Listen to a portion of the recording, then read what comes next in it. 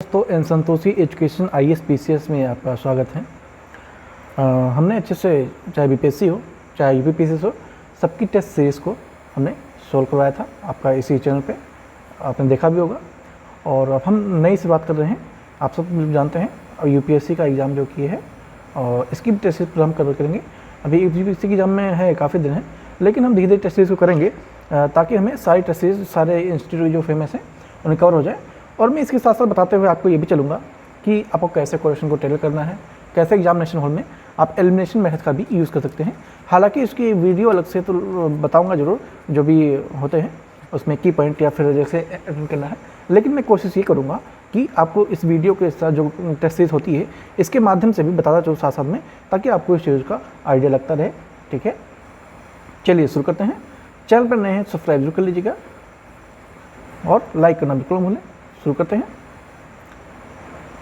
हाँ, बिलीव कीजिए, आप अगर इसको देख लेंगे तो आप पीटी पास करने के उसमें जरूर रहेंगे स्थिति में, है ना। चलिए शुरू करते हैं। मैं हिंदी में कराऊंगा, हिंदी इंग्लिश दोनों हैं। ठीक है, हिंदी इंग्लिश दोनों हैं। बाकी आप टेलीग्राम से जुड़ जाइए, वहाँ से आपको और बहुत सारी चीज़ें एक्टिविटी मिलती रहेगी। और ये आपका विजन आयोग का फर्स्ट टेस्ट है। ठीक है, इसमें पॉलिटी के क्वेश्चन मिलेंगे। और वीडियो शुरू करने से पहले एक बात और बता दूँ कि अगर वीडियो को समझाया जाएगा, अच्छे से बताया जाएगा और उसको आपको बहुत सारी चीज़ बतानी है, तो उसमें आपका जो एक टेस्ट है वो आपका 2 पार्ट में आएगा। ठीक है, क्योंकि आप लोग जानते हैं 100 क्वेश्चन होते हैं। ठीक है, 100 क्वेश्चन होते हैं और 100 क्वेश्चन में काफ़ी लंबी होते हैं। आप सब भली बातें परिचित होंगे जो भी अभ्यर्थी हैं। ठीक है, तो पहले पार्ट में 50 क्वेश्चन रहेगा और फिर सेकेंड पार्ट में 50 क्वेश्चन रहेगा। तो इस तरह से आपका 100 क्वेश्चन रहेगा। ठीक है, एक्सप्लेनेशन रहेगा अच्छे से। तो चलिए शुरू करते हैं।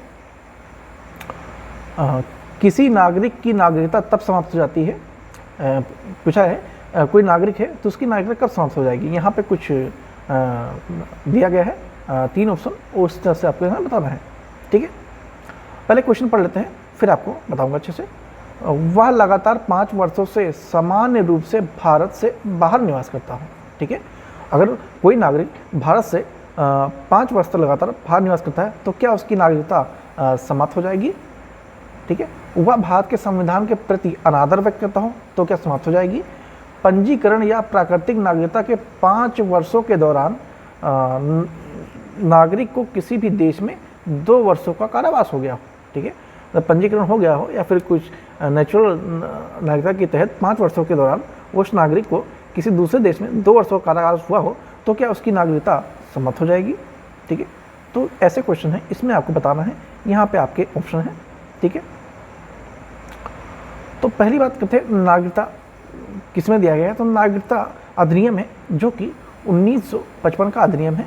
ठीक है, इसके तहत नागरिकता को समाप्त करने के लिए 3 कारणों की बात की गई है। ठीक है, 3 कारणों की बात की गई है, उसमें से इसमें से आपके 2 कारण सही हैं और 1 कारण गलत है। अब कौन सा कारण गलत है। अगर बात करें पहले की, अगर वो 5 वर्षों तक बाहर रहता है। ठीक है, अगर 5 वर्षों तक बाहर रहता है तो ये वाला गलत है। क्यों? क्योंकि अगर कोई नागरिक है वो समान रूप से भारत छोड़कर बाहर 7 वर्षों के लिए निवास कर रहा हो। ठीक है, ध्यान देंगे यहाँ पे 5 लिखा हुआ है, अगर यहाँ पे 7 होता तो ये राइट होता। ठीक है, तो ये राइट होता। अगर वो 7 वर्षों तक लगातार बाहर है तो वो उसका नागरिकता ऑटोमेटिक समाप्त हो जाती है। तो ये वाला आपका गलत है। ठीक है, बाकी ये दोनों आपके ऑप्शन सही हैं। तो आंसर क्या होना चाहिए आपका, 1 गलत है तो 1 को यहाँ पे है, 1 इसमें है। ठीक है, तो आपके ये दो ऑप्शन एलिमिनेट हो गए, आपका ये 2 बचते हैं। ठीक, और बाकी 2 और 3 आपके बिल्कुल ही राइट है। तो आंसर आपका सी है। ठीक है, तो पहले देख लेते हैं।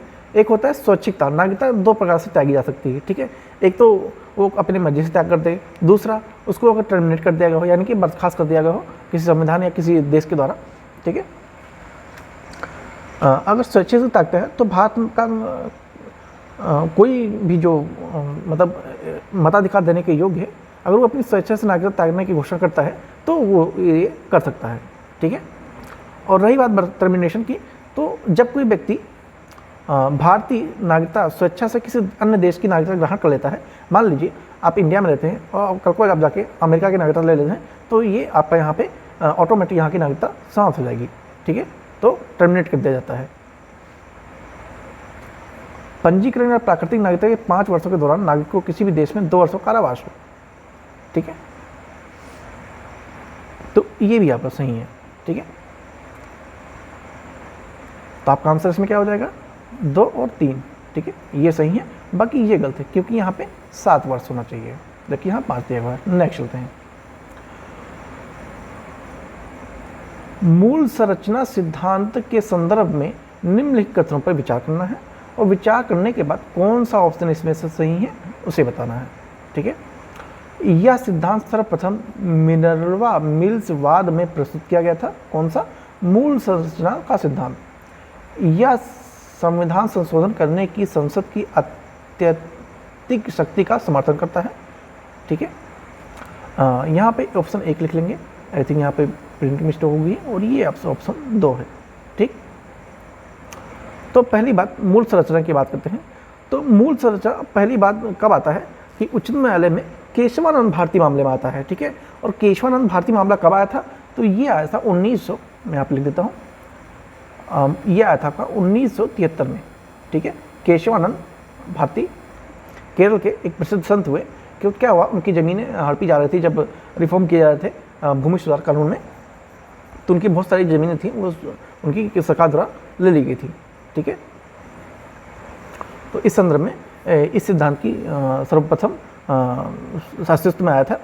और अगर यहाँ बात करें मिनर्वा मिल्स मामले की, तो ये कब आया था, ये लगभग आया था आपका 1980 में। ठीक है, 1980 में आया था। ठीक है,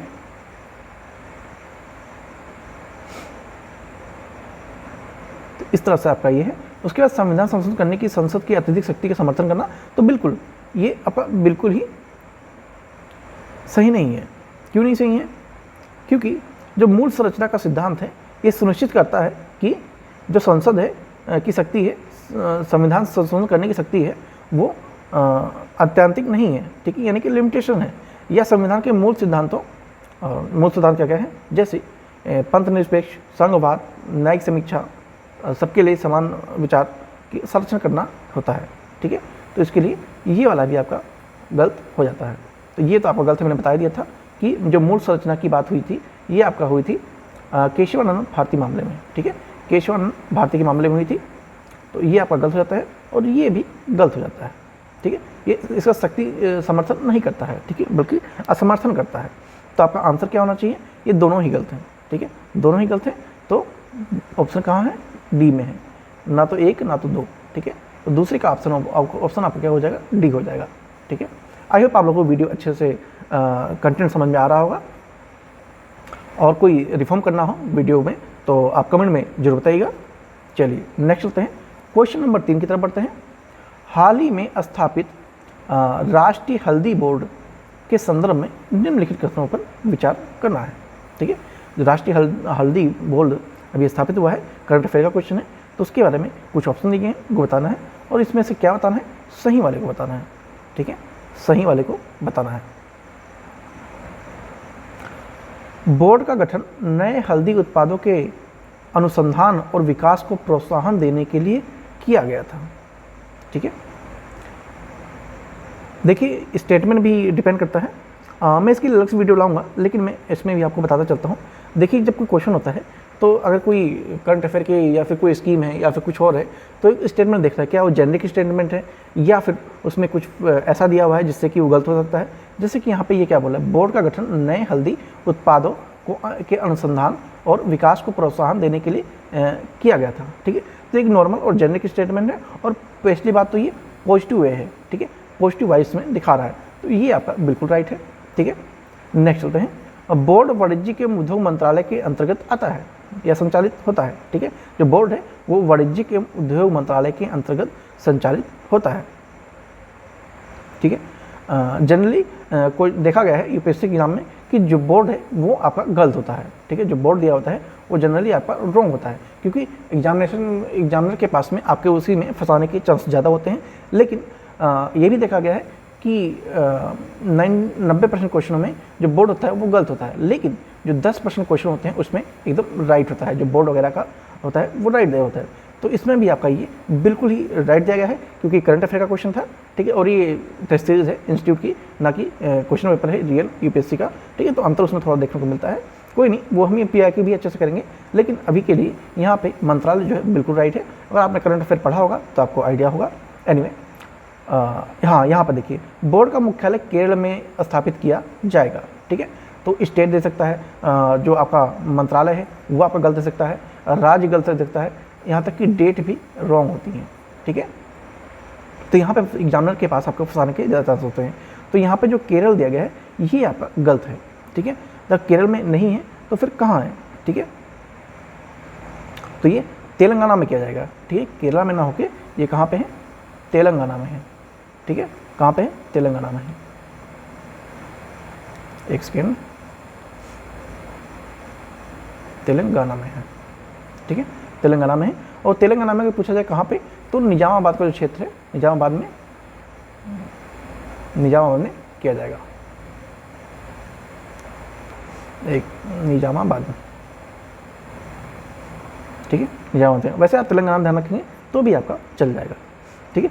तो इसमें से क्या पूछा था, राइट वाला पूछा था। राइट की बात करें तो आपने देखा ये एक जनरिक स्टेटमेंट है, तो ये बिल्कुल सही है, और यहाँ पे मंत्रालय भी सही दिया गया है, तो आपका ये भी सही है, ठीक है। लेकिन जो स्टेट दिया गया है वो थोड़ा गलत है, तो इसलिए आपका तीसरा गलत हो जाता है। बाकी 1 और 2 बिल्कुल ही एकदम राइट है, ठीक है। तो 1 और 2 कहाँ पे है, तो आपका यहाँ पे है, ठीक है।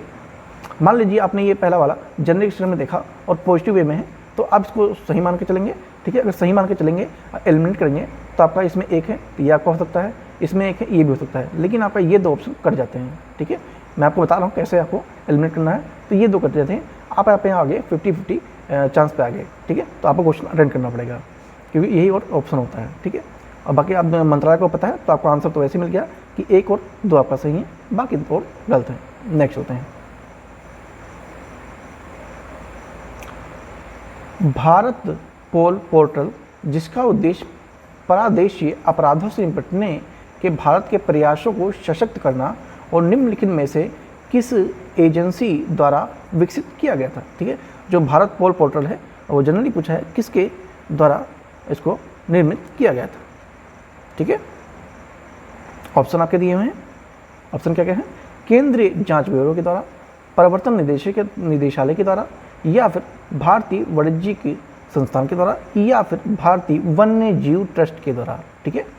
तो एक्चुअली में क्या हुआ कि हाल ही में भारत पोल अंतर्राष्ट्रीय पुलिस सहयोग के माध्यम से जो ट्रांजिशनल अपराधों को, यानी कि जो देश मतलब अंदर देश के अंदर अपराध हैं उनको विरुद्ध जो कि सहायता और तुरंत कार्रवाई के लिए एक प्रशासन केंद्र खोला गया, ठीक है। और इसको केंद्रीय जांच ब्यूरो यानी कि सीबीआई, कौन, सीबीआई, केंद्रीय जांच ब्यूरो सीबीआई, इसके द्वारा विकसित किया गया था, ठीक है। इसमें कुछ इतना एक्सप्लेन करने वाला है नहीं, तो आगे चलते हैं। करंट अफेयर का क्वेश्चन है, भाषाई अल्पसंख्यक वर्गों के लिए विशेष अधिकारी के संदर्भ में निम्नलिखित कथनों में से विचार करना है, ठीक है। भाषाई अल्पसंख्यक वर्ग हैं, उनके लिए एक विशेष अधिकारी की नियुक्ति के संदर्भ में निम्नलिखित कथनों में विचार करना है, और कौन सा इसमें से सही है वो बताना है।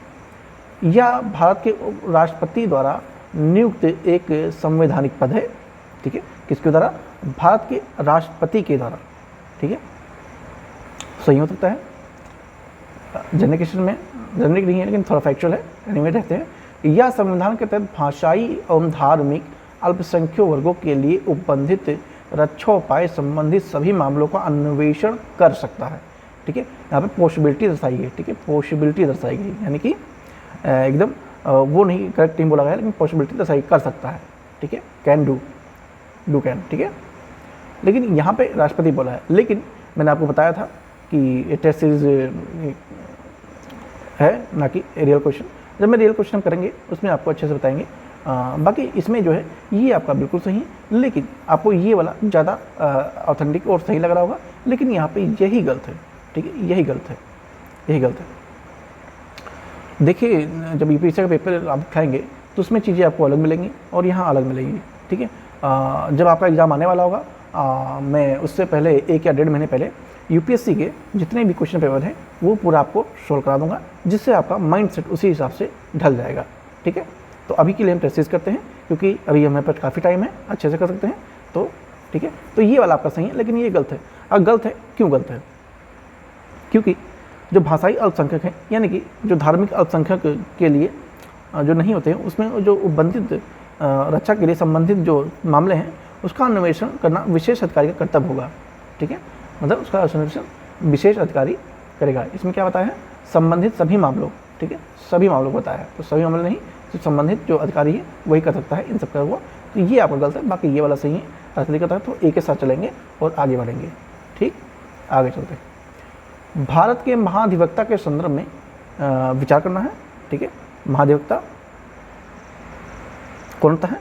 सॉलिसिटर जनरल ऑफ इंडिया होता है। ठीक है, यहाँ पे भी ऑप्शन मिसिंग है, तो यहाँ पे एक को 1 मानेंगे और इसको 2 मानेंगे। ठीक, भारत के महाधिवक्ता का पद एक संवैधानिक पद है। महाधिवक्ता और महान्यायवादी दोनों संसद की कार्यवाही में भाग ले सकते हैं।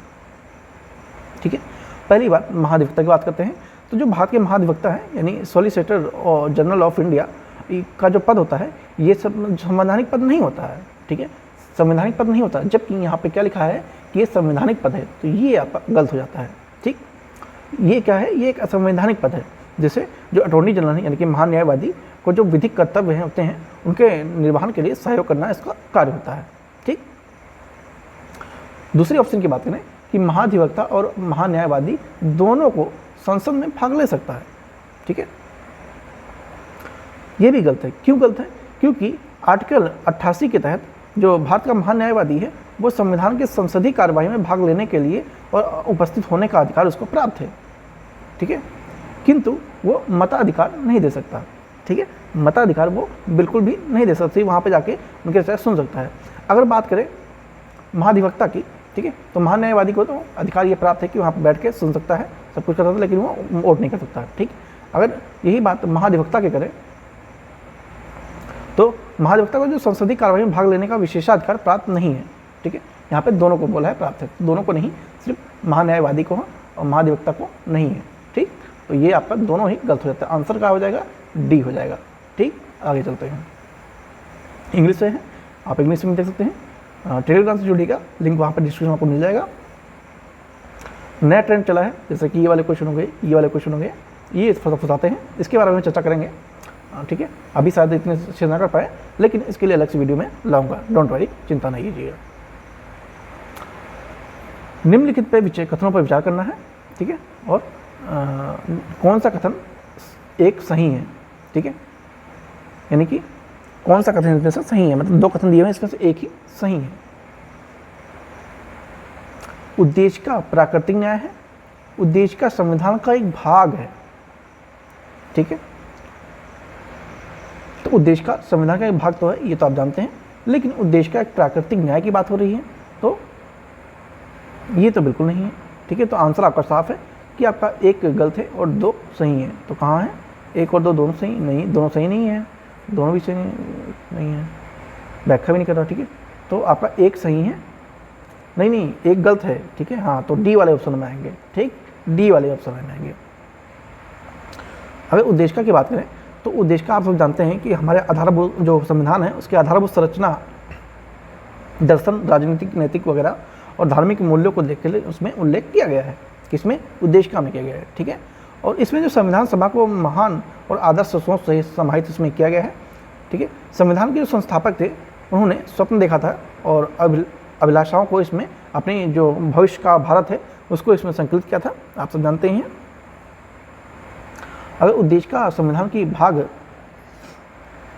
की बात करें तो जो केशवानंद भारती मामला हुआ था, अभी हमने ऊपर बताया भी था कि 1973 में जो हुआ था उसमें उच्चतम न्यायालय ने यह व्यवस्था कर दी थी कि जो उद्देश्य का है वो संविधान का एक भाग है। ठीक है, इसमें क्लियर किया गया था, किसमें? केशवानंद भारती मामले में 1973 में किया गया था कि जो उद्देश्य का है वो संविधान का एक भाग है। ठीक है, उसी में क्लियर हो गया था और न्यायालय ने यह माना था कि जो उद्देश्य का है वो अत्यंत महत्वपूर्ण और संवैधानिक दृष्टि से उसके अध्ययन और भविष्य को लेकर काफ़ी कुछ उसमें समाहित है, तो उसको एक महान आदर्श का दृष्टिकोण में उसका विवेचन, मतलब उसको संबोधन भी किया था। ठीक, तो उच्चतम न्यायालय ने इसे पुनः बोला कि वो देश का संविधान की एक आंतरिक भाग भी है। ठीक है, तो ये आपका बिल्कुल सही है। अब आगे चलें। आई होप आप लोग को आंसर मिल गया होगा। डी आंसर आपका इसमें भी आ जाता है। वित्त आयोग के संदर्भ में निम्नलिखित कथनों पर विचार करना है। ठीक है, वित्त आयोग की बात हो रही है और इसमें बताना कितना सही है। ये वाले क्वेश्चन ज़्यादा फंसते हैं और ज़्यादा परेशान भी करते हैं। ठीक है, तो वित्त आयोग एक अर्धन्यायिक निकाय है जिसका गठन राष्ट्रपति द्वारा प्रत्येक 6वें वर्ष, ध्यान देंगे 6 ईयर पे किया जाता है। ठीक है, 6 ईयर पे किया जाता है। किसी उच्च न्यायालय के मुख्य न्यायाधीश को इसका अध्यक्ष नियुक्त किया जा सकता है। ठीक है, नियुक्त किया जा सकता है।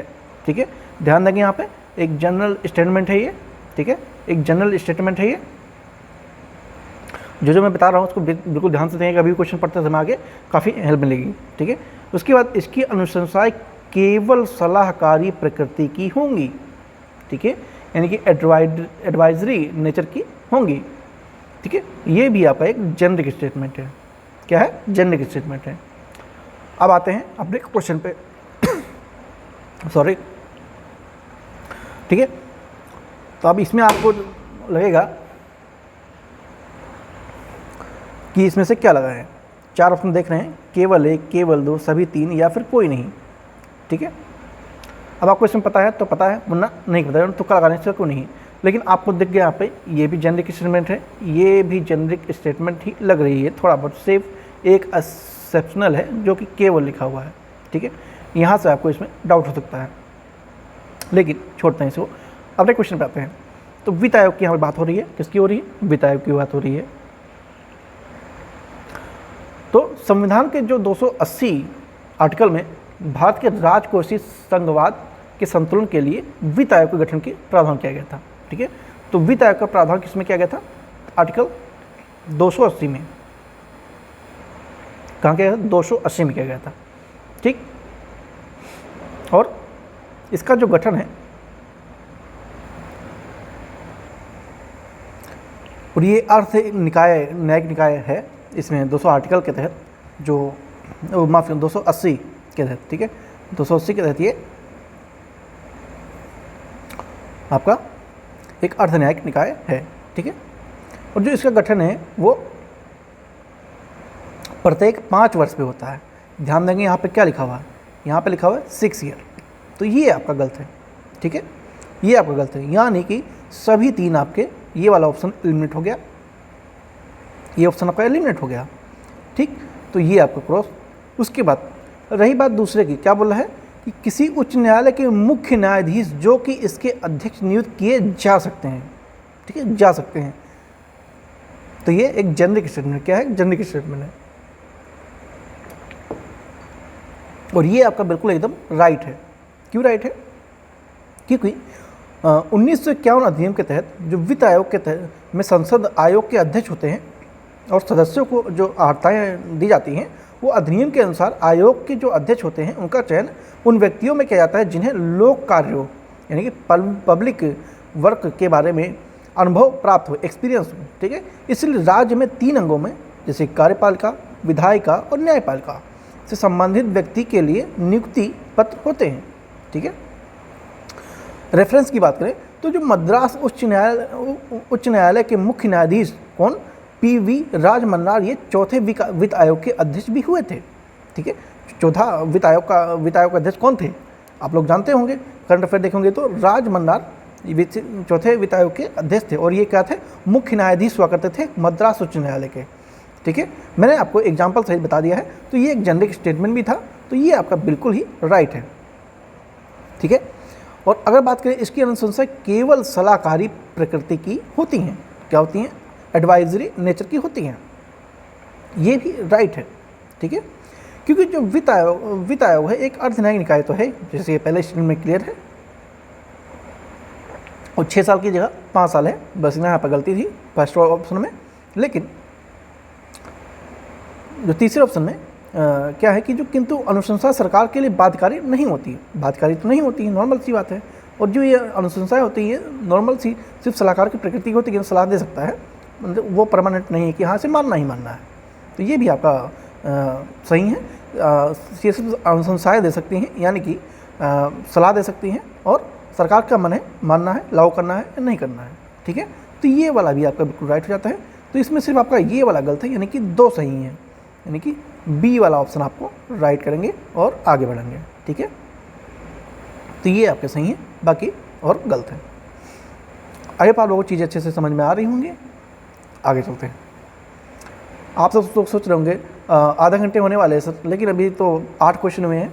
ठीक है, तो मैं क्वेश्चन यहाँ नहीं कंडक्ट करा रहा हूँ। ठीक है, यहाँ मैं आपको पेपर समझा रहा हूँ, कैसे आपको पास करना है, कैसे क्या करना है।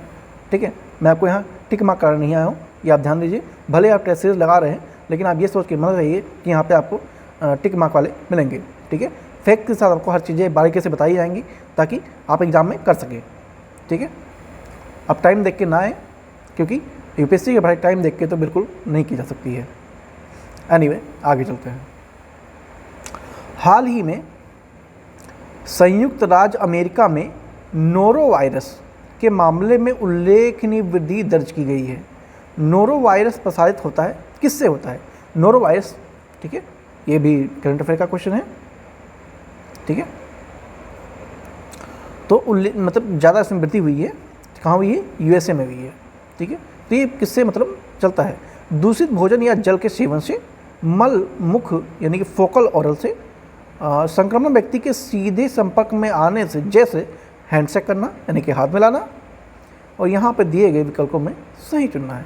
ठीक है, जब आपसे कुछ नई चीज़ें पूछे, कोई योजना के बारे में पूछे, कोई वायरस के बारे में पूछे, या फिर किसी और चीज़ के बारे में पूछे, तो उसमें आप आँख मूंद के सारे ऑप्शन को राइट मार के आएंगे। ठीक है, राइट मार के आएंगे। क्यों मार के आएंगे? क्योंकि कोई सरकार की योजना होती है, उसमें पॉजिटिव दिखाते हैं। आप कोई भी एग्जाम, कोई भी पेपर उठा के देख लीजिए यूपीएससी का। ठीक है, या फिर कोई नई टेक्नोलॉजी होती है, या फिर नया कोई वायरस होता है, क्योंकि नए वायरस के बारे में जानकारी नहीं होती है लोगों को, धीरे धीरे सृष्टि होती है। तो क्या पता आज नहीं तो कल को हो सकता है। जैसे कि मान लीजिए दूषित भोजन या जल के सेवन से नहीं होता है, मान लीजिए, लेकिन कल को रिसर्च होए और उसमें आपका ये हो जाए कि नहीं ये होता है, तो क्या यूपीएससी अपना जाके पीछे जो एग्ज़ाम हो चुका है उसका क्वेश्चन चेंज करेगी? नहीं करेगी। ठीक है, तो इसलिए अब अगर ऐसी कोई चीज़ें आती है तो इसमें आपको सारे ऑप्शन को एकदम राइट मानना है।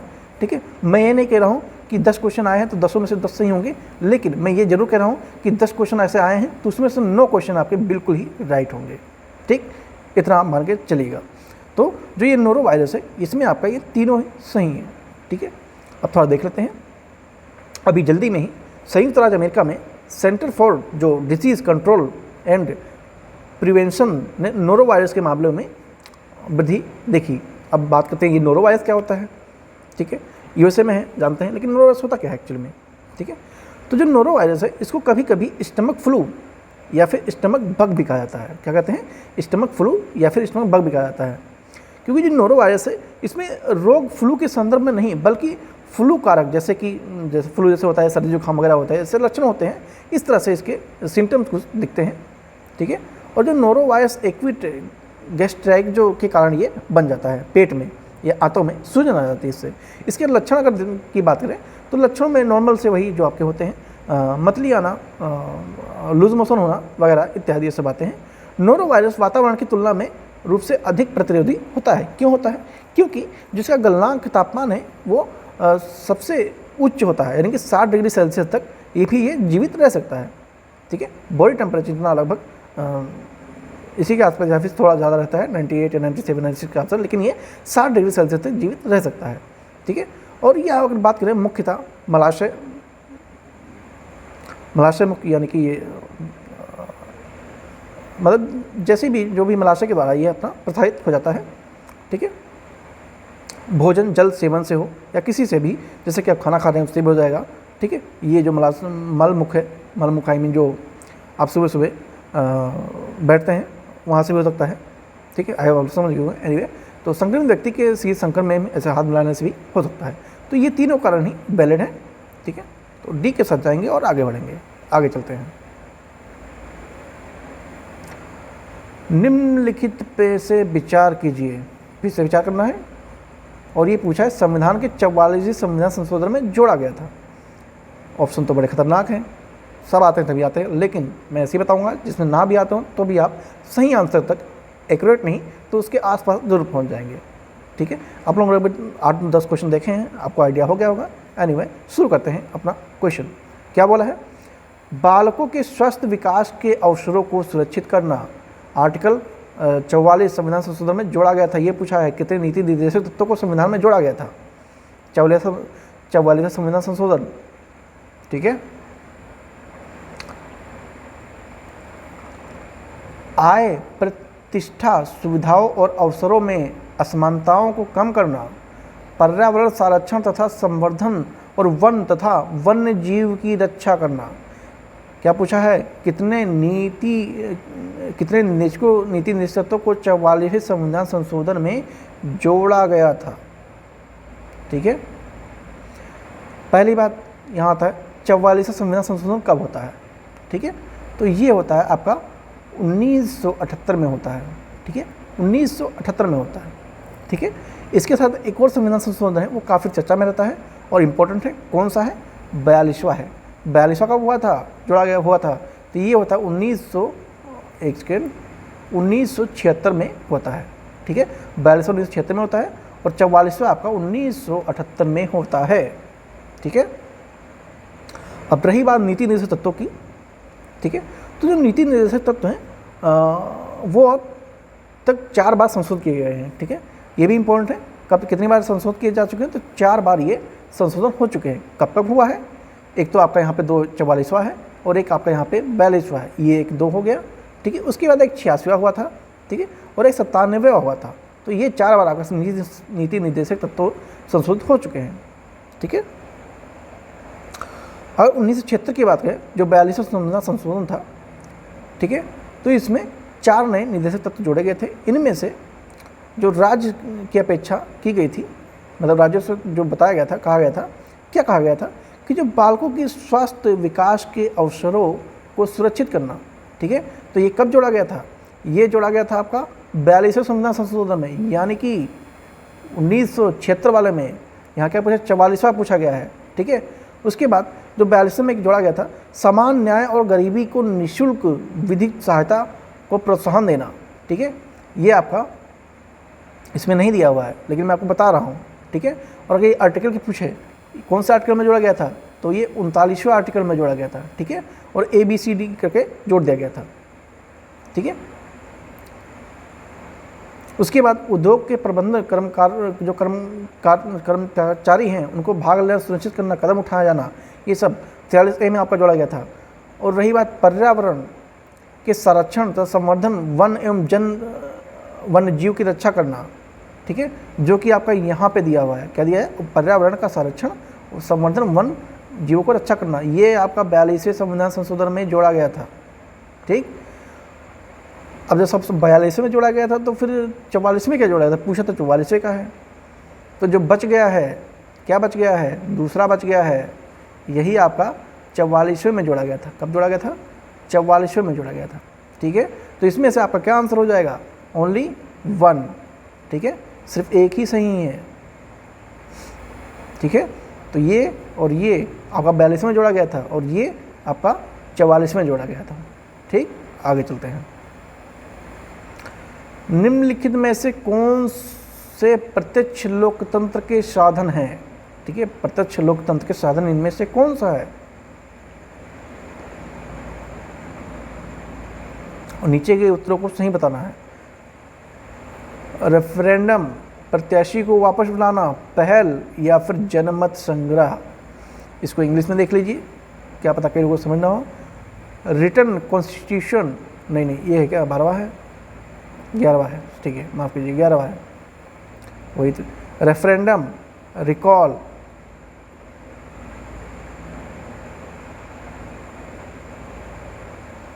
Initiative, plebiscite. ठीक है, तो ये आपका इंग्लिश में है, इंग्लिश में थोड़ा देख लेंगे। तो इसमें भी आपका प्रत्यक्ष लोकतंत्र के साधन में क्या है?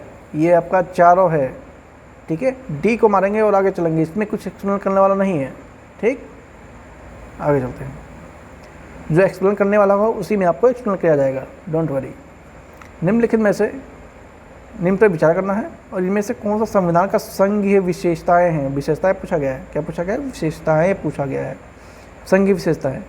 तो लिखित संविधान, राष्ट्र एवं क्षेत्रीय सरकारों के मध्य शक्तियों का विभाजन, एकीकृत न्यायपालिका, लचीला संविधान, ठीक है, लचीला संविधान।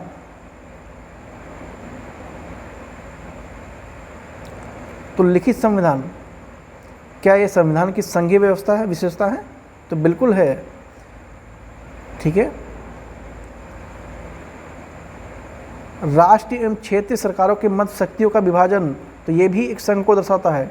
एकीकृत न्यायपालिका, जी नहीं, ये नहीं दर्शाता है। लचीला संविधान, ये भी इससे कोई संबंध नहीं है संघीय से, ठीक है। तो 1 और 2 बिल्कुल राइट हैं, लेकिन 2 और 3 इससे संघीय संबंध से कोई मतलब नहीं है। तो आपका आंसर क्या हो जाएगा? 1 और 2 राइट है, बाकी और मतलब नहीं है। आगे चलते हैं। भारतीय संविधान के ऐतिहासिक आधारों के संबंध में निम्नलिखित में से किस अधिनियम ने पोर्टफोलियो प्रणाली की मान्यता प्रदान की थी? भारत परिषद अधिनियम 1892, भारत परिषद अधिनियम 1861, भारत शासन अधिनियम 1919 या फिर भारत शासन अधिनियम 1909। तो ऐतिहासिक आधारों के संदर्भ में किस अधिनियम में पोर्टफोलियो प्रणाली की मान्यता दी गई थी?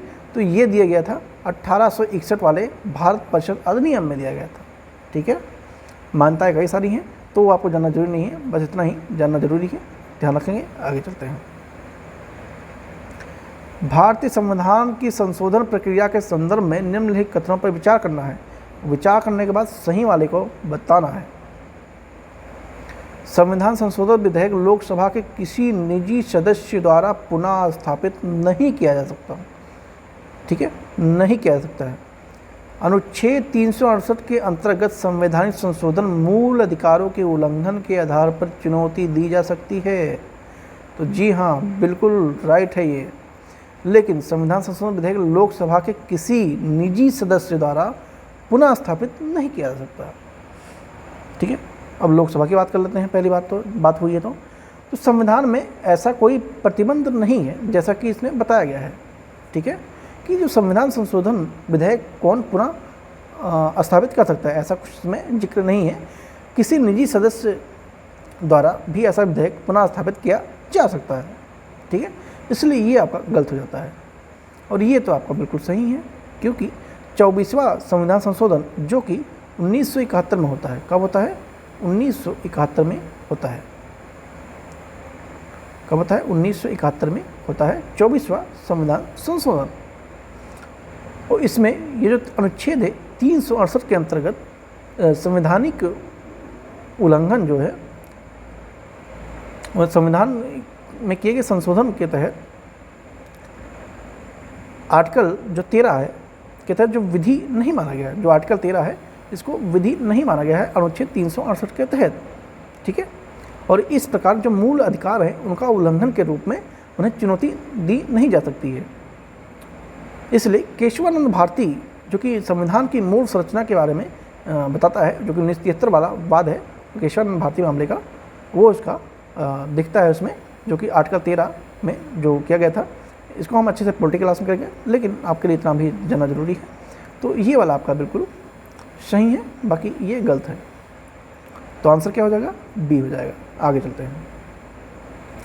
हाल ही में मराठी भाषा के आधिकारिक तौर पर शास्त्रीय भाषा का दर्जा प्रदान किया गया है। मराठी के अतिरिक्त निम्नलिखित में से भाषाओं के समूह में से किससे शास्त्रीय भाषा के रूप में मान्यता प्राप्त हुई है? करंट का क्वेश्चन है ये, करंट अफेयर का क्वेश्चन है ये। कौन सा है? करंट अफेयर का क्वेश्चन है। तमिल, संस्कृत, कन्नड़, पाली, कश्मीरी, प्राकृत, असमिया और हिंदी, पंजाबी, प्राकृत और असमिया, बंगाली, या फिर गुजराती, ओडिया, तेलुगु और कन्नड़, ठीक है। मराठी को आधिकारिक भाषा की दिया गया है, उसके बाद और कौन सी शास्त्रीय भाषाएं हैं जिनको समूह में शामिल किया गया है?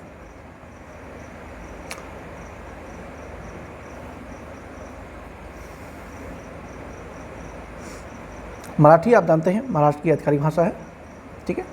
तो और उसके बाद तमिल, संस्कृत और कन्नड़ और पाली, इसको शास्त्रीय भाषाओं का दर्जा दिया गया है, ठीक है। अगर आप पूछेंगे कि कब कब दिया गया है, तो ये भी थोड़ा आप देख लीजिए, बता देते हैं, यहाँ पे लिख देता हूँ, आपको PDF में दिख जाएगा। तो अगर तमिल की बात करें तो तमिल को 2004 में ही दिया गया था। संस्कृत की बात करें, संस्कृत को 2005 में दिया गया था। और तेलुगु की बात करें, संस्कृत, तमिल, संस्कृत, कन्नड़ और पालू, तेलुगु या कन्नड़ एक ही है, ठीक है। तो कन्नड़ की बात करें, मतलब तेलुगु और कन्नड़ दोनों भाषाएं थी, उनको दिया गया था 2008 में दिया गया, माफ़ कीजिएगा, 2008 में दिया गया था। और पाली को देखें, बात करें तो पाली को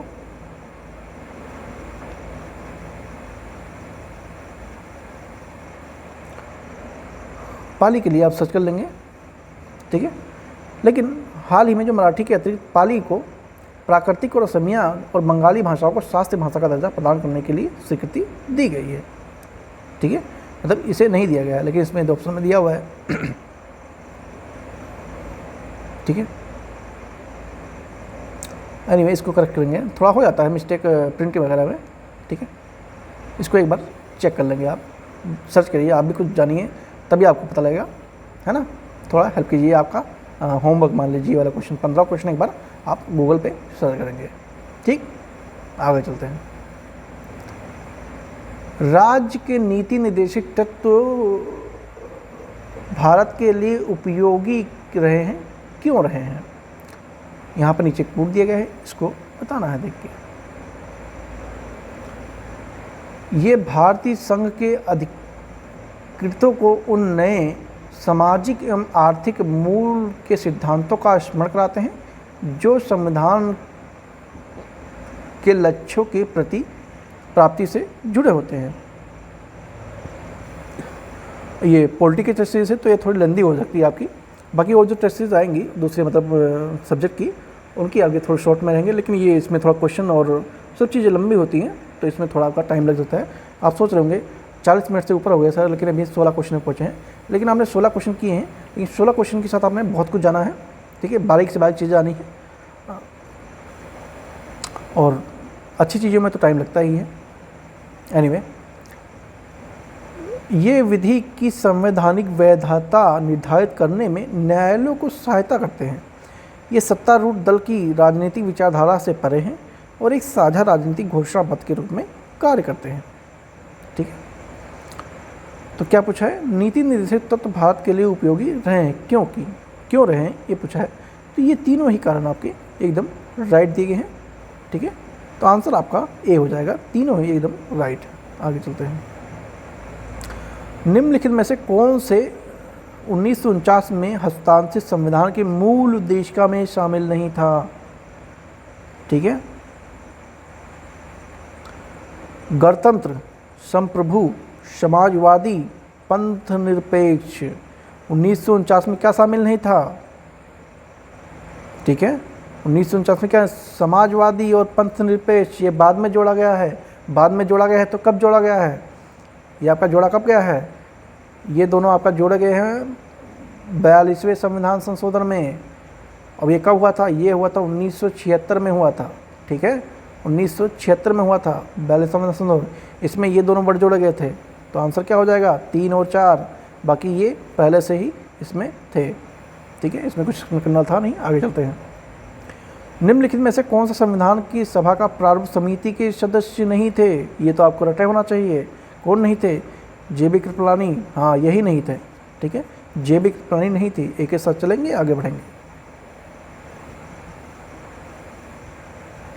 हाल ही में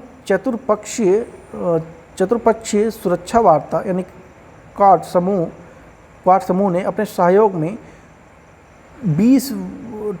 20वीं वर्षगांठ मनाई। निम्नलिखित में से देश के समूह में कौन सा क्वाड समूह के सदस्य थे? तो ये भी आपको लोगों को पता, करंट अफेयर्स से क्वेश्चन है ये, ठीक है। तो उसमें कौन था? इंडिया तो था ही, जापान भी था, ऑस्ट्रेलिया भी था, USA तो था ही। ये नहीं होगा तो कैसे काम चलेगा?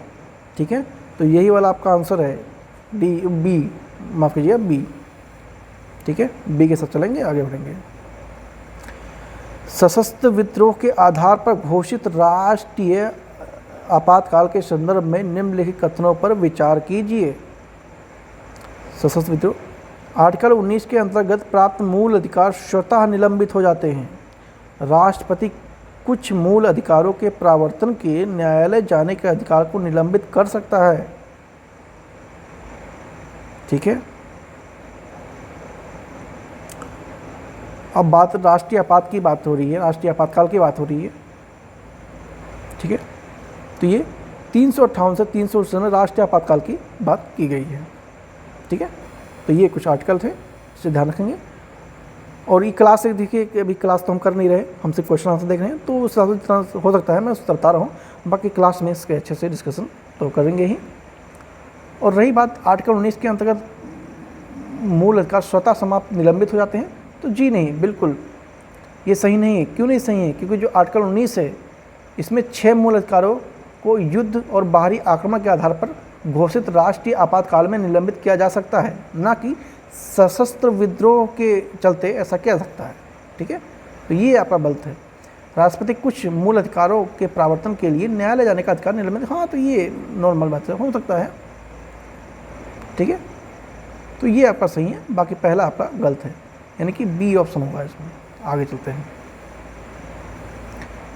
हाल ही में भारत ने जलवायु परिवर्तन पर संयुक्त राष्ट्र फ्रेमवर्क यानी UNFCCC को अपनी चौथी द्विवार्षिक अद्यतन रिपोर्ट प्रस्तुत की है। इस रिपोर्ट के अनुसार GHG उत्सर्जन यानी ग्रीन हाउस गैस उत्सर्जन के निम्नलिखित क्षेत्रकों को योगदान के आधार पर उन्हें अवरोही क्रम में व्यवस्थित करना है। ठीक है, टफ क्वेश्चन है ये, आपको आता है तो ठीक है, वरना इसे एग्जाम में छोड़ने का पूरा आपके पास विकल्प है। ठीक,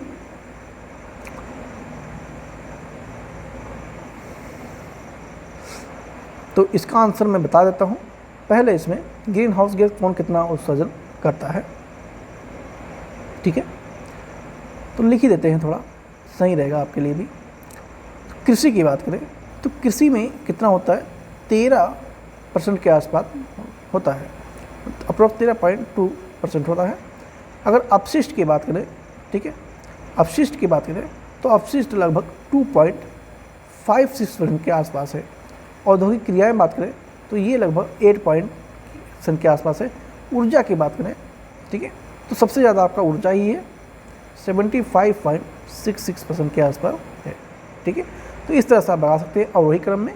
तो अवरोही क्रम में क्या आ जाएगा, तो पहले आपका पहले नंबर पर क्या आ जाएगा, 4 आ जाएगा। ठीक है, उसके बाद आपका क्या आ जाएगा, कृषि आ जाएगा, और फिर आपका औद्योगिक क्रिया आ जाएगी, फिर आपका लास्ट में आपका आ जाएगा अपशिष्ट पदार्थ। ठीक, तो इस तरह से आप देख लेंगे, आपका आंसर क्या हो जाएगा, बी हो जाएगा। ठीक है, आगे चलते हैं। भारतीय स्वतंत्रता अधिनियम 1947 के संदर्भ में निम्नलिखित कथनों में से कौन सा सही है। संविधान सभा को भारत के संबंध में अंग्रेजों द्वारा बनाए गए कुछ विशेष कानूनों को निरस्त करने की अनुमति नहीं थी। इस अधिनियम द्वारा वायसराय का पद समाप्त कर दिया गया था। जी हाँ, बिल्कुल यही सही है, वायसराय का पद 1947 के अधिनियम में समाप्त कर दिया गया था। तो बी के साथ चलेंगे, आगे देखने की जरूरत ही नहीं है। मतलब एग्जाम में देख लेंगे, यहाँ नहीं देख सकते हैं, कोई दिक्कत नहीं। एग्जाम में देखना है तो कंपलसरी है, वहाँ नहीं देखेंगे तो फिर हो सकता है जो 2 ऑप्शन और हैं उसमें से क्या पता राइट हो। निम्नलिखित पर विचार करना है, और इनमें से मूल अधिकारों में से कितने केवल राज्य के कार्यवाहियों के विरुद्ध व्यक्तियों के संरक्षण प्रदान करते हैं। ठीक है, आर्टिकल 17, आर्टिकल 23, आर्टिकल 24। ठीक है, क्या पूछा है, मूल अधिकारों में से कितने केवल राज्य की कार्यवाहियों के विरुद्ध व्यक्ति को संरक्षण प्रदान करते हैं। अब आर्टिकल आ गया है, पहली बात तो इसके बारे में जानना ज़रूरी है। अगर आर्टिकल 17 की बात करें तो जो आर्टिकल 17 है ये जो अनटचेबिलिटी यानी कि अस्पृश्यता, क्या अस्पृश्यता के अंत की बात करता है। अगर आर्टिकल 23 की बात करें तो यह मानव के दुर्व्यवहार या फिर लेबर मतलब चाइल्ड लेबर को समाप्त करने की बात करता है, यानी कि ठीक है चाइल्ड लेबर की बात करता है ये। और आर्टिकल 24 की बात करें तो ये 14 वर्ष की जो कम आयु के बालक हैं उनको कारखानों में काम करने से मना करने की बात करता है। ठीक है, 14 साल के बच्चे हैं उनको काम करने से, वर्क करने से मना करता है। और इसमें क्या पता, केवल राज्य की कार्यवाही के विरुद्ध व्यक्ति को संरक्षण प्रदान करते हैं। तो इसमें से कोई भी ऐसा नहीं है जिसमें राज्य के करने से विरोध करने, संरक्षण देने की बात करे। ये सारे जो हैं वो कोई भी राज्य हो, सरकार हो, ये अलाउ नहीं करेगा। तो कोई भी नहीं, डी ऑप्शन आएगा। ठीक है, आगे बढ़ते हैं। प्रादेशिक सेना ने गोमती नदी का पुनरुद्धार करने के लिए गंगा टास्क फोर्स का गठन किया। इस संदर्भ में गोमती रिवर से संबंधित निम्नलिखित कथनों पर विचार करना है। कौन सा कथन सही है? गोमती रिवर आप सब जानते हैं कहाँ है, ठीक है।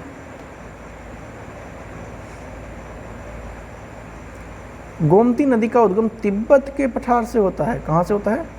तिब्बत के पठार से गोमती नदी का रिवर होता है, मतलब उद्गम होता है पठार से। लखनऊ, सुल्तानपुर, जौनपुर शहर गोमती के तट पे है।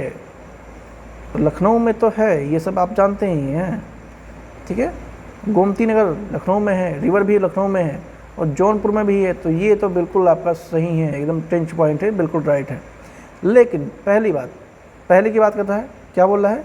तिब्बत के पठार से होता है, ठीक है। तो थोड़ा गोमती नदी के बारे में आपको जानकारी थोड़ा ज़रूरी है अगर क्वेश्चन आ गया है तो।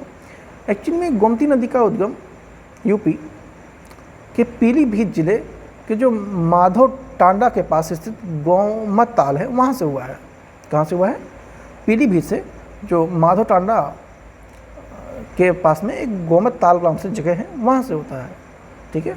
और इस ताल को पहले फुलहर झील के नाम से जाना जाता था, ठीक है। आपने सुना भी होगा, फुलहर झील के नाम से इसको पहले जानते थे। और उत्तर प्रदेश में जो ये नदी है इसकी लंबाई लगभग 900 किलोमीटर के आसपास की है। और ये वाराणसी जिले के जो सैदपुर नामक एक जगह है उसके कैथी में जाके गंगा में मिल जाती है, ठीक है। और जो गोमती नदी है इसकी सहायक नदी गंगा है, मतलब गंगा नदी की सहायक नदी भी है, ठीक है। तो आई होप आप लोगों को गोमती रिवर से लेकर सारे डाउट क्लियर हो गए होंगे। तो आपका ये वाला गलत है और ये सही है, यानी कि बी ऑप्शन के साथ जाएंगे और आगे बढ़ेंगे, ठीक।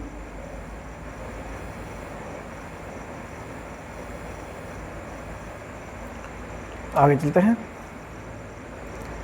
संसदीय शासन व्यवस्था की विशेषताओं के संदर्भ में निम्नलिखित कथनों पर विचार करना है। क्या करना है?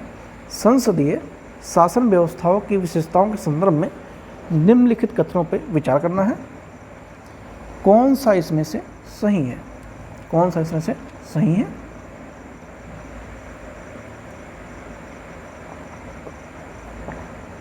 सामूहिक उत्तरदायित्व का सिद्धांत, शक्ति का पूर्णता पृथक्करण, विधायिका को भंग करने के संबंधित कार्यपालिका का अधिकार।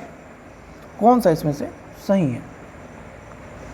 तो आपका एक और दो सही है, बाकी गलत है, ठीक है। एक के साथ चलेंगे। अगर आपको वीडियो लंबी लग रही हुई तो थोड़ा कमेंट में बताइएगा, हमको भी पता लगे कि आपको कैसी वीडियो चाहिए, तो मैं कोशिश करूँगा। वैसे आप चिंता ना कीजिए, यही वीडियो लंबी है क्योंकि पॉलिटिकल क्वेश्चन है और लेंदी होते हैं, आप लोग देख ही रहे हैं कितने लेंदी है। फिर मैं कोशिश कर रहा हूँ कि आपको कम टाइम आपका कंज्यूम हो, लेकिन ये ध्यान जरूर रखिए, अच्छी चीज़ों में टाइम तो लगता ही है ना। चलिए, हाल ही में उत्तराखंड उच्च न्यायालय ने खड़िया के अनियमित खनन के लिए अधिकारियों को फटकार लगाई है। खड़िया के निम्नलिखित में से कथनों पर विचार कीजिए। भारत में खड़िया का भंडारण 50% से अधिक हिस्सा राजस्थान में है। कहाँ है? राजस्थान में है।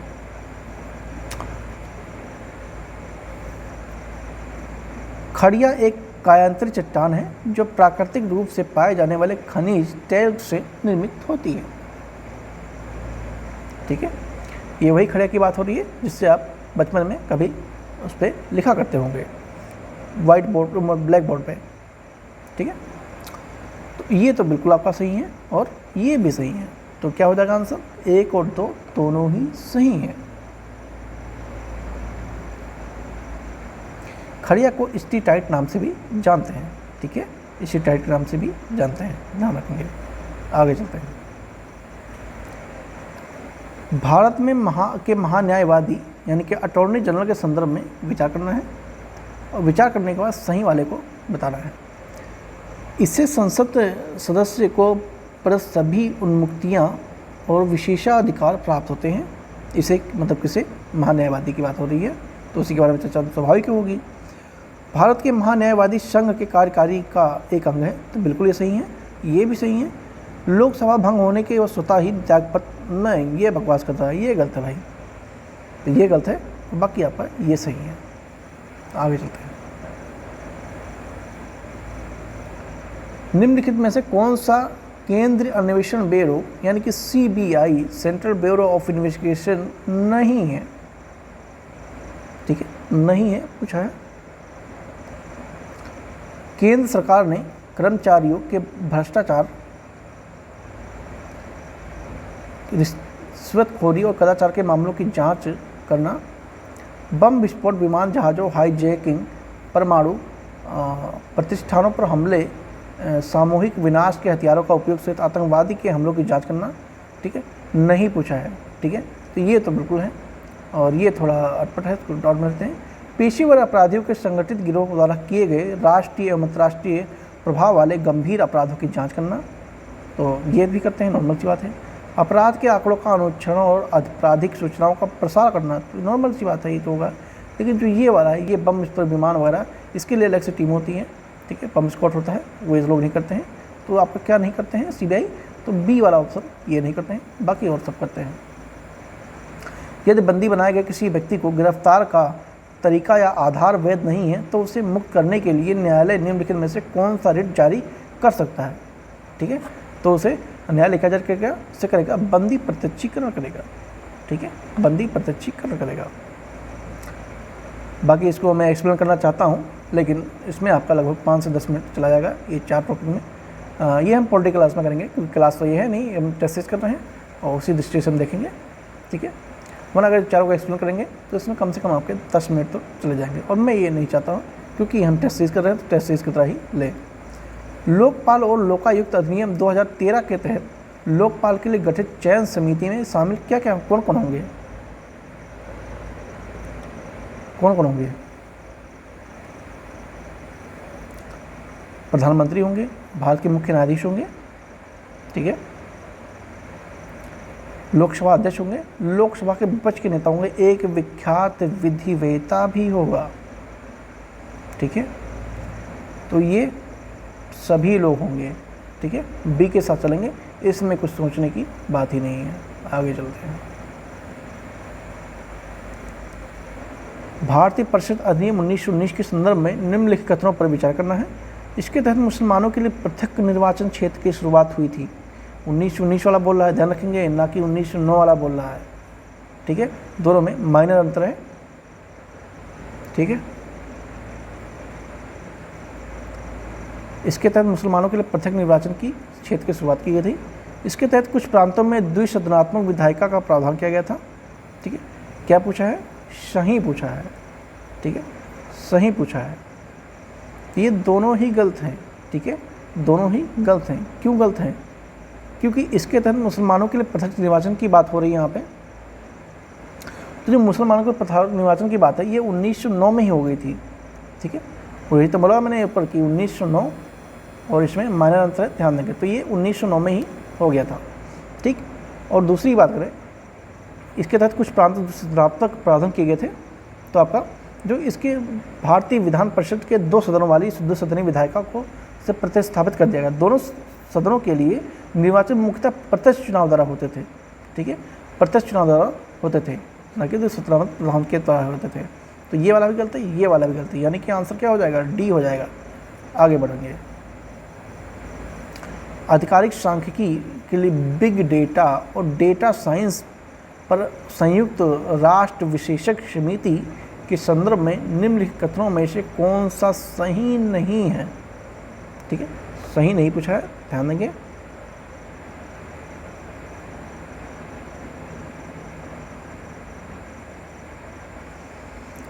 UNCBD का गठन संयुक्त राष्ट्र के संगठन के लिए किया गया है।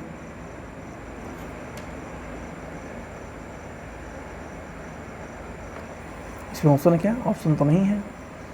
31 देशों ने 16 अंतर्राष्ट्रीय संगठन शामिल हैं। भारत और यूबीडी के सदस्य नहीं हैं और वर्तमान में अध्यक्ष दक्षिण अफ्रीका है, ठीक है। साइंस एवं संयुक्त राष्ट्र विशेष समिति की बात हो रही है यहाँ पे,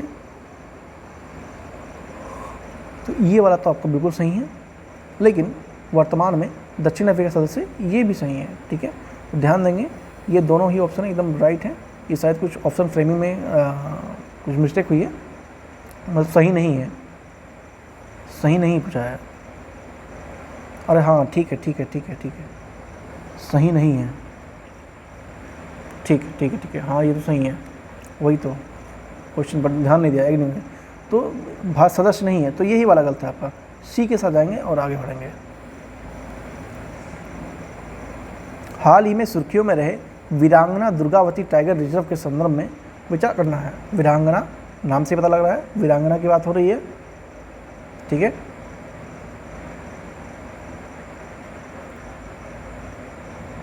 तो वीरांगना कहाँ होती हैं, मध्य प्रदेश में स्थित है, बिल्कुल बिल्कुल सही है ये। इंद्रावती नदी के बाघ अभयारण्य से होकर प्रवाहित होती है।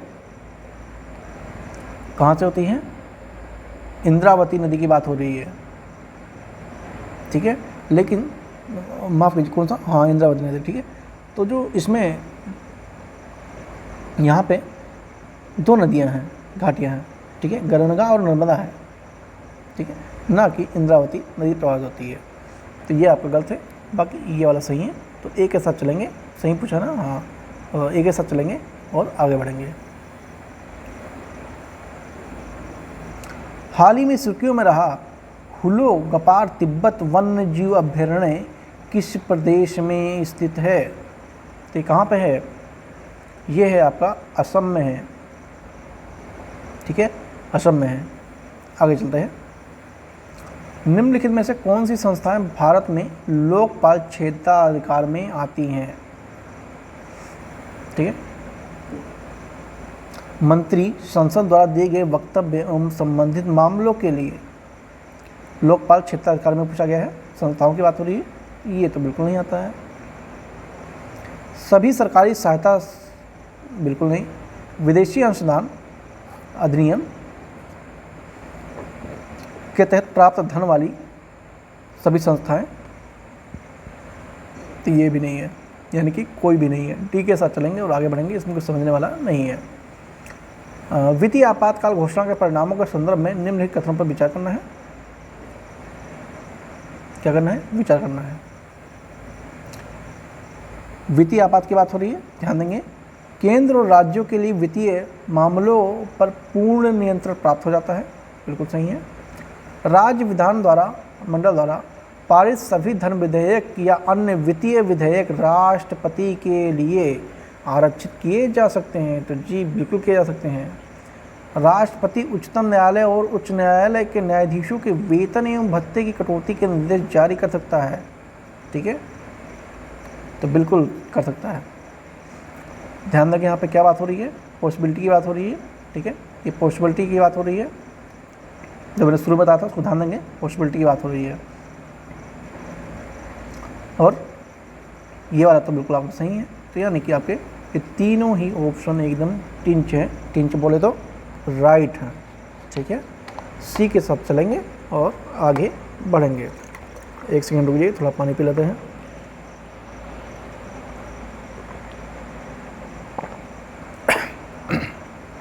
चलिए आगे चलते हैं।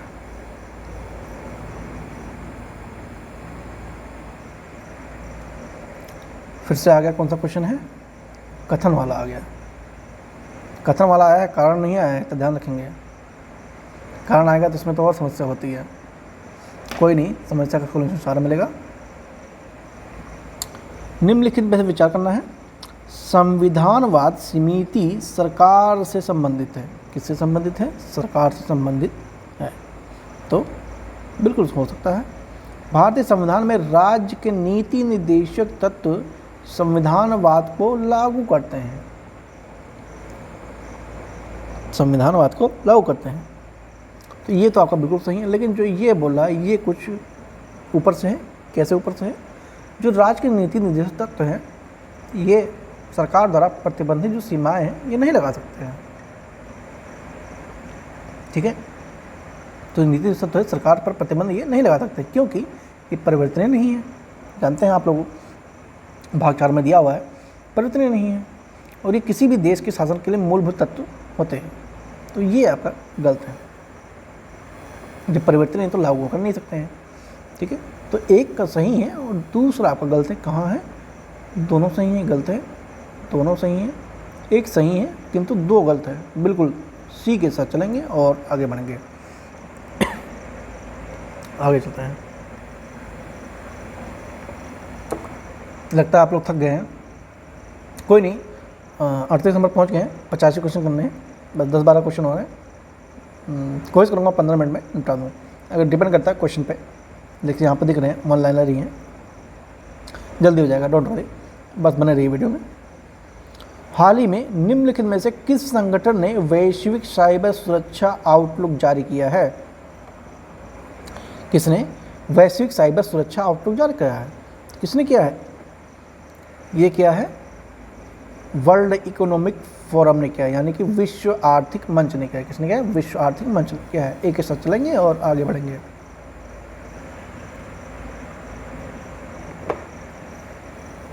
नेक्स्ट चलते हैं। मूल अधिकारों के संदर्भ में निम्नलिखित कथनों पर विचार कीजिए। किसकी बात हो रही है? मूल अधिकार की बात हो रही है। कितने सही हैं? कितने सही हैं देखते हैं।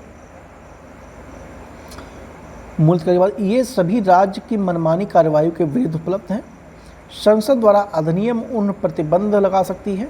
राज्य के नीति निर्देशक तत्व इनके कार्य क्षेत्र में सीमित नहीं है। कितने सही हैं? शोले मूवी देखी आपने? उसमें गब्बर क्या बोलता है? कितने आदमी थे? तो वही कितने इसमें सही हैं वही बताना है। ठीक है, कितने आदमी थे, कितने इसमें सही हैं, मूल अधिकार की बात हो रही है। पहली बात करते हैं पहले ऑप्शन की। ये सभी राज्य में मनमानी कार्रवाई के विरुद्ध उपलब्ध है। जो ये मूल अधिकार है, ये राज्य की मनमानी कार्रवाई के विरुद्ध उपलब्ध है। विरुद्ध उपलब्ध है, ध्यान देंगे क्या है? विरुद्ध उपलब्ध है। इसमें कुछ निजी व्यक्ति कार्रवाई के विरुद्ध भी उपलब्ध किए जाते हैं। ठीक है, यानी कि ये आपका बिल्कुल ही सही है। ठीक है, बिल्कुल सही है। रही बात दूसरे की, साधारण अधिनियम द्वारा उन पर प्रतिबंध लगा सकती है। ठीक है,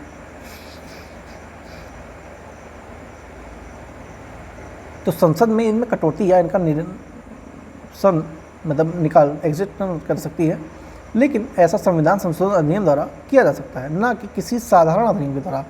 और यहाँ क्या बोला है? संसद की साधारण अधिनियम द्वारा प्रतिबंध लगा सकती हैं। साधारण अधिनियम द्वारा नहीं लगा सकती हैं, बल्कि इनमें संवैधानिक संशोधन के अधिनियम द्वारा हो सकता है। ठीक है, सॉरी, तो ये आपका गलत हो जाता है। तीसरे की बात करते हैं। तीसरा क्या बोल रहा है? राज्य के नीति निर्देशक तत्व तो इनके कार्य क्षेत्र के सीमित नहीं करते हैं। अगर राज्य के दायरे की बात करें तो आर्टिकल जो 31 का है उसमें संपत्ति के अधिग्रहण की रक्षा की बात हुई है। ठीक है, और अधिनियम विनिमय मानवीकरण 9वीं सूची में शामिल किया गया है। ठीक है, तो इसलिए जो 31 गा है उसमें कुछ नीति निर्देशक तत्वों को प्रभावी रूप से विधियों से नवाजा गया है, इसलिए तीसरा भी सही नहीं है। ठीक है, तो इसमें से सही कितने हैं, क्या बोला था ठाकुर, कितने सही हैं? तो इसमें से केवल ए वाला सही है, यानी कि ए, बाकी ये दोनों गलत हैं। ठीक है, ए के साथ चलेंगे और आगे बढ़ेंगे।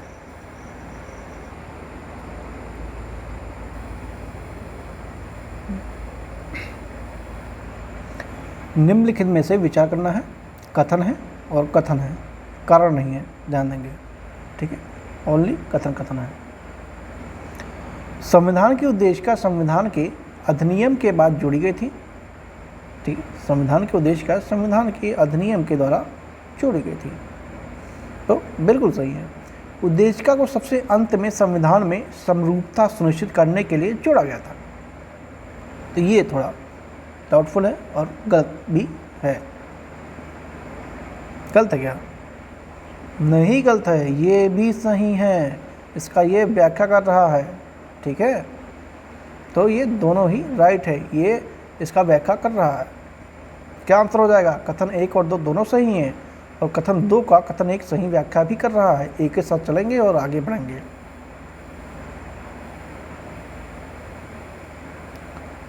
हाल ही में विश्व के पहले क्रायोबॉर्न बेबी प्रबल को निम्नलिखित में से किस स्थान पर सफलतापूर्वक लगाया गया है? तो ये लगाया गया है मालदीव में, coral reef, Belize barrier reef, great barrier reef या फिर न्यू कैलेडोनिया बैरियर रीफ में।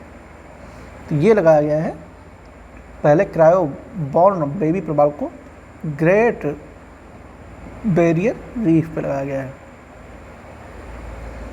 ठीक है, आगे चलते हैं। सोच रहा हूँ थोड़ा आपको इसके बारे में जानकारी दे देते हैं, जहाँ इतना तहाँ 2-4 मिनट और सही, ज़्यादा क्वेश्चन बचा नहीं है। आप देख रहे हैं 41 पहुँच के 9 क्वेश्चन बचे हैं। आप सोचो 9 घंटे में सर आप आधा घंटा ले लोगे, जी नहीं, बिल्कुल नहीं, ऐसा नहीं होने वाला है। बस जुड़े रहिए, बस 10-5 मिनट और। ठीक है, तो क्रायोबॉर्न बेबी प्रबाल क्या है?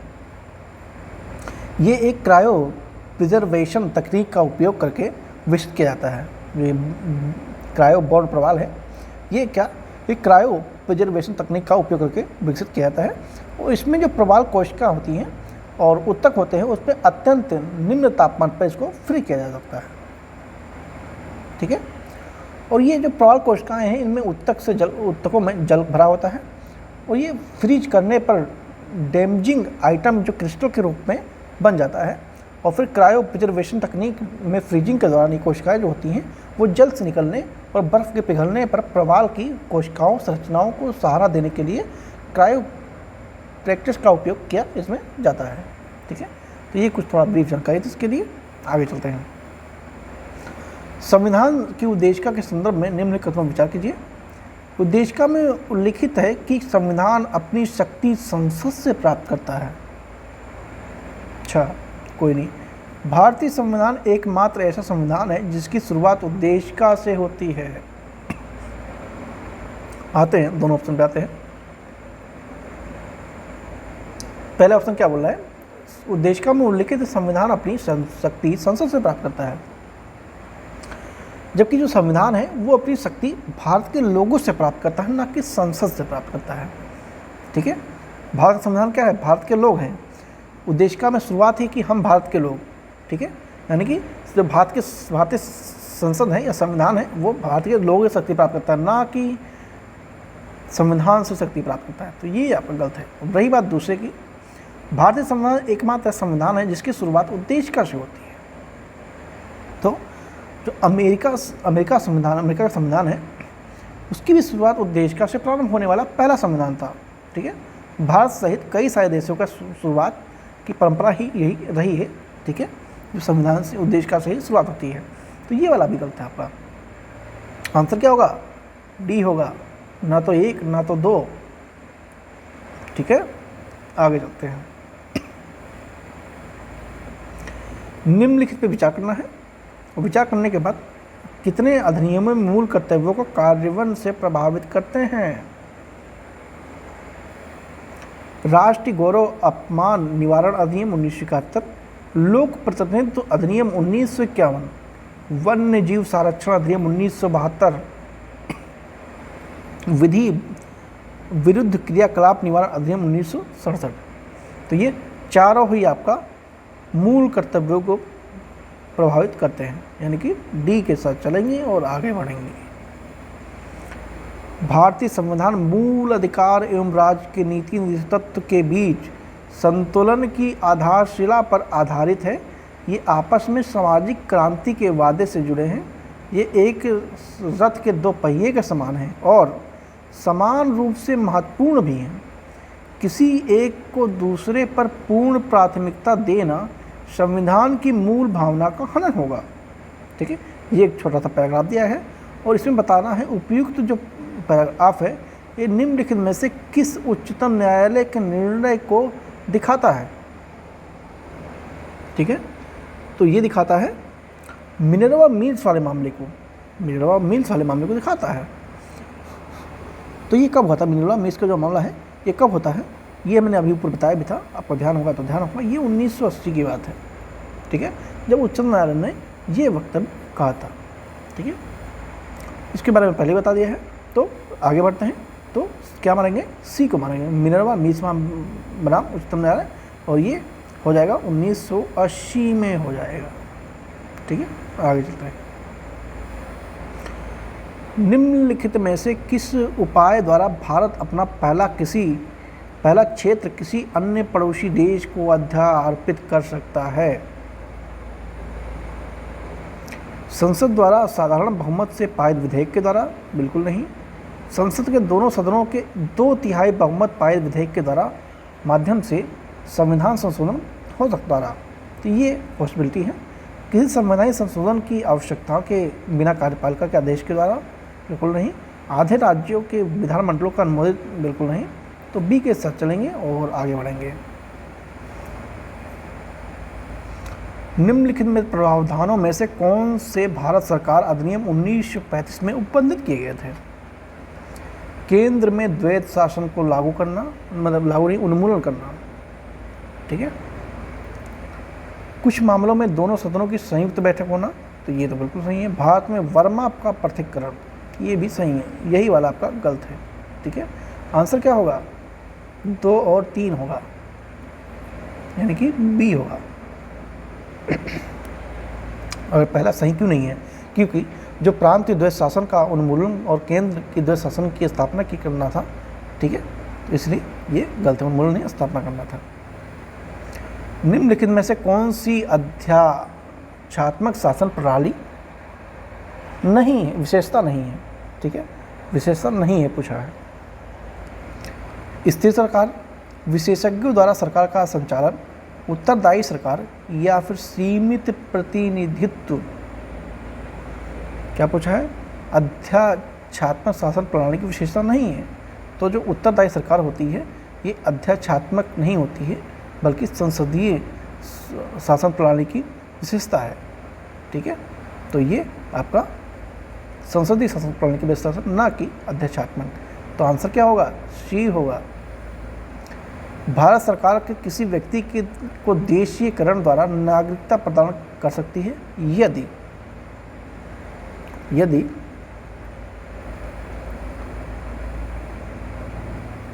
उसने भारत में कला, विज्ञान, साहित्य के क्षेत्र में विशिष्ट सेवा प्रदान की हो। उसे नागरिकता प्रदान की जाती है तो उसे भारत में निवास करने या भारत सरकार अथवा किसी अंतर्राष्ट्रीय संगठन के अधीन कार्य करने का आशय रखता हो। बिल्कुल सही है। वह नागरिकता हेतु आवेदन करने से ठीक पहले 12 महीनों की अवधि से पूर्व 14 वर्षों से कम 11 वर्षों तो भारत में निवास करता हो। तो बिल्कुल ये भी सही है, सही पूछा है। तो ये आपका 2 और 3 सही है। ठीक है, 2 और 3 सही है। अगर भारत सरकार ऐसे नागरिकता देने लगे तो बहुत सारे लोग हैं जो ऐसे क्षेत्र में अव्वल हैं और वो अलग विदेश में रहते हैं, तो ये वाला नहीं है, बाकी और सही है। बाकी एक्सप्लेन करूँगा तो आप लोग बोलेंगे सर बहुत टाइम हो गया, अब तो छोड़ दीजिए। तो मैं आपका टाइम और नहीं, तो अभी थक गए होंगे। तो 2 क्वेश्चन और बचे हैं, वो देख लेते हैं।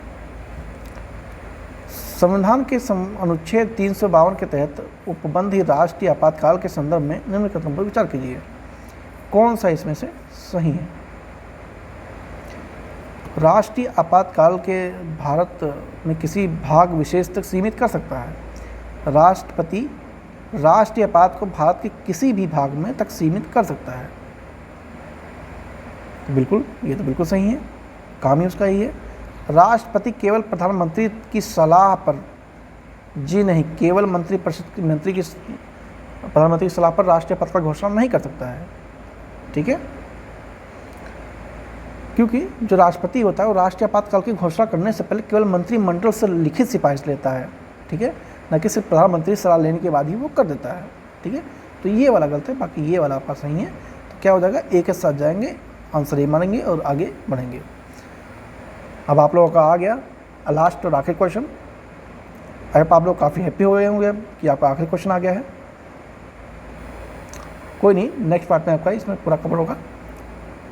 निम्नलिखित में से किसी वाद निर्णय में उच्चतम न्यायालय ने माना कि उद्देश्य का मूल संरचना का हिस्सा है। क्या बोला है? किस वाद के निर्णय में उच्चतम न्यायालय ने माना कि उद्देश्य का मूल संरचना का हिस्सा है? तो ये माना था SR बम्बई वाद में। ठीक है, SR बम्बई वाद में अगर बात करें तो ये हुआ था 1994 में। कब हुआ था? 1994 में हुआ था। ठीक है, और उच्चतम न्यायालय इसमें माना था कि जो उद्देश्य का है वो मूल संरचना का हिस्सा है। इस ऐतिहासिक वाद ने इस तथ्य पर बल भी दिया कि जो उद्देश्य का है वो संविधान की मूलभूत मूल्यों और जो ऐसे पंथनिरपेक्ष, संघवाद, लोकतंत्र को दर्शाती है। साथ में इन्हें संविधान के संशोधन या विधायी कार्यवाहियों द्वारा परिवर्तित या नष्ट नहीं किया जा सकता था। ठीक है, तो ध्यान रखेंगे SR बम्बई वाद में ऐसा हुआ था जिसमें माना था कि उद्देश्य का मूलभूत संरचना है। ठीक है, तो यहाँ पे आपके पूरे होते हैं पार्ट 1 के 50 क्वेश्चन। आई होप आप लोगों को वीडियो अच्छे से समझ आया होगा और हर एक चीज़ फैक्ट अच्छे से आप पता लगी होगी, और आप हो सके तो नोट्स बनाते जाइएगा। ठीक है, और अभी काफ़ी टाइम है, आप छोटे छोटे माइक्रो नोट्स जरूर बनाइएगा और वीडियो को 1 से 2 बार देखेंगे तो आपको वैसे ही चीज़ें क्लियर हो जाएंगी। आपने चैनल को सब्सक्राइब नहीं किया है तो सब्सक्राइब जरूर कर लीजिएगा। आने वाले टाइम में इसमें बहुत कुछ होने वाला है जो कि आपके एग्ज़ाम को निकालने में काफ़ी हेल्पफुल हो सकता है। तो थैंक यू सो मच, मिलते हैं नेक्स्ट वीडियो में।